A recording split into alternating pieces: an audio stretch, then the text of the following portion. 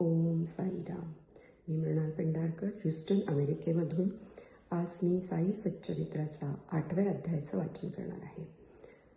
श्री गणेशाला नमस्कार असो, श्री सरस्वतीला नमस्कार असो, श्री गुरु महाराजांना नमस्कार असो, कुलदेवतेला नमस्कार असो, श्री सीता रामचंद्र यांना नमस्कार असो, श्री सद्गुरू साईनाथांना नमस्कार असो.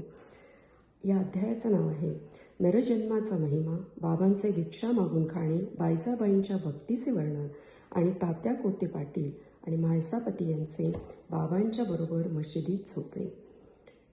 नरजन्माचा महिमा. या अद्भुत विश्वामध्ये परमेश्वराने असंख्य प्राणी निर्माण केले आहे. देव, उपदेव, कीटक, पशु, मनुष्य, जे स्वर्ग, नरक, पृथ्वी, समुद्र, आकाश आणि विविध प्रदेशांत वास करतात. ज्यांच्या पुण्याचे प्राबल्य असते ते स्वर्गात जातात, पुण्यफळ भोगून झाल्यावर पुन्हा खाली फेकले जातात. ज्यांच्या पापांचे प्राबल्य असते ते नरकात जातात आणि तेथे शिक्षा भोगतात. ज्यांच्या पुण्य पापांचा तोल जुळतो ते मनुष्य जन्म प्राप्त करतात. ज्याच्यामध्ये मुक्ती साधण्याची संधी मिळते. अखेरीस जेव्हा पुण्य पाप पूर्णतः नष्ट होते तेव्हा आत्मा मुक्त होतो. म्हणजे जन्म मृत्यूचे फेर जन्मजन्मांतरीच्या कृतीवर अवलंबून असतात. मानवी शरीराचे विशेष मूल्य. सर्व प्राण्यांना अन्न, झोप, भीती, मैथून ही 4 लक्षणे समान आहेत. मात्र मनुष्याला विशेष देणगी मिळाली आहे ज्ञानाची.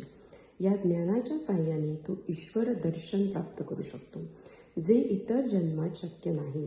म्हणूनच देवताही मानवी जन्माची इच्छा करतात. खरे आहे की मानवी जीवन अपवित्र, रोगट आणि नश्वर आहे. तरीही त्याचे वैशिष्ट्य असे की मनुष्य ज्ञानाने नश्वर जग आणि शरीराची खरी ओळख पटवू शकतो. विषय भोगांबद्दल वैराग्य निर्माण करू शकतो आणि आत्मदर्शन साधू शकतो. त्यामुळे शरीराचा तिरस्कार न करता, न अति लाड करता त्याचा योग्य उपयोग साधनासाठी करणे आवश्यक आहे. जसा प्रवासी आपल्या घोड्याची योग्य काळजी घेतो आणि गंतव्यस्थानी पोहोचतो, तसा मनुष्याने शरीराची काळजी आत्मसाक्षात्कारासाठी घ्यायला पाहिजे.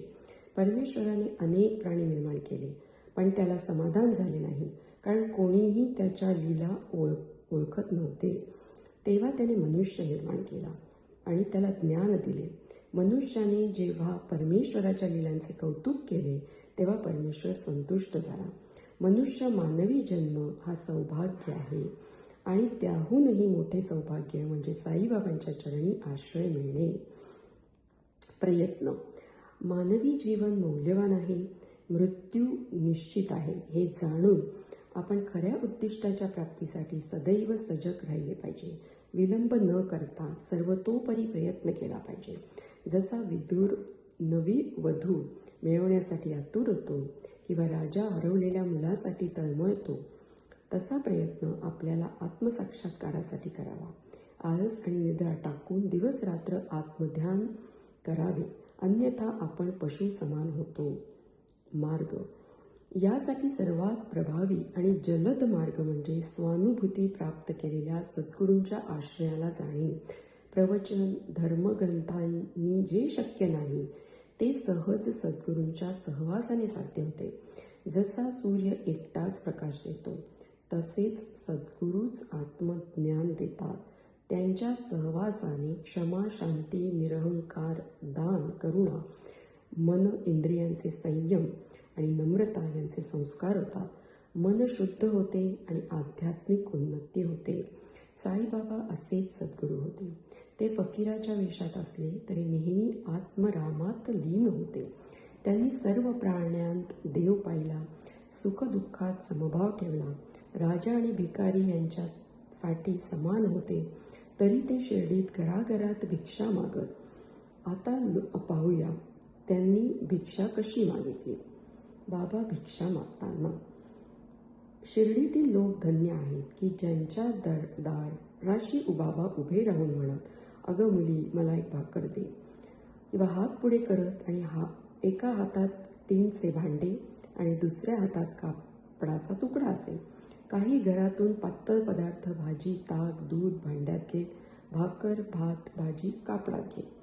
बाबांना रसना जिंक नाही, ज्यामुळे चव ज्यांच्या दृष्टीने अप्रस्तुत होते सर्व पदार्थ एकत्र करून ते जेवायचे. कुत्रे, मांजरे, कावळे त्यातून खात तरी बाबा त्यांना कधीही हाकलत नसत. मशिदीत झाडू मारणारी बाई 10-12 भाकऱ्या घरी नेत असे तरी बाबा अडवत नसत. सुरुवातीला लोक त्यांना वेडा फकीर म्हणत, पण या फकीराचा उदारपणा, दानशीलता, निर्व्याजपणा अप्रतिम होता. त्यांचे मार्ग अगम्य होते, पण काही सज्जनांनी त्यांचे महात्म्य ओळखले. बायजाबाईंची सेवा. तात्या कोते पाटलांनी आई बायजाबाई दररोज डोक्यावर टोपली घेऊन जंगलात जात. त्यात भाकऱ्या, भाज्या असत.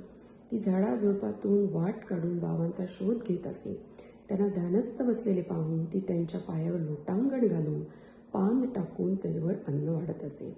तिची सेवा विलक्षण होती. दररोज ती प्रेमाने बाबांना जेवायला भाग पाडत असे. ही उपासना बाबा कधीही विसरले नाही.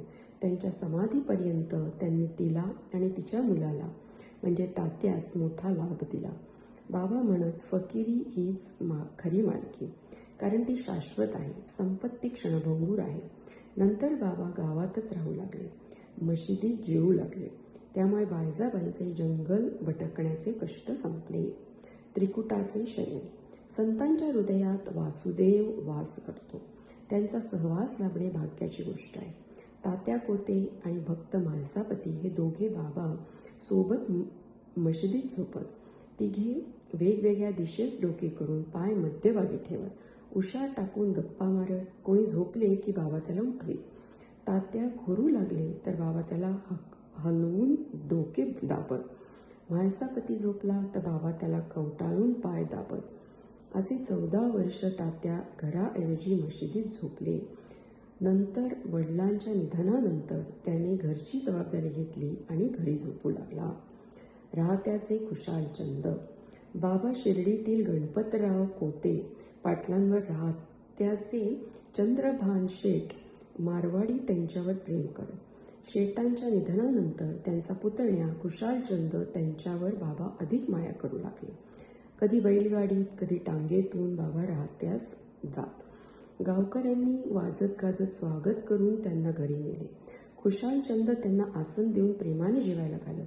मग गप्पा मारून बाबा शिर्डीत परत येत. शिर्डी राहता व निंबगाव यांच्या मधोमध आहे. बाबांनी कधी या पलीकडे प्रवास केला नाही. रेल्वे पाहिली नाही तरी गाड्यांचे अचूक वेळापत्रक त्यांना ठाऊक होते. भक्तांनी त्यांचे सांगणे मानले तर त्यांना फायदा झाला, अवज्ञा केली तर अपघात झाले.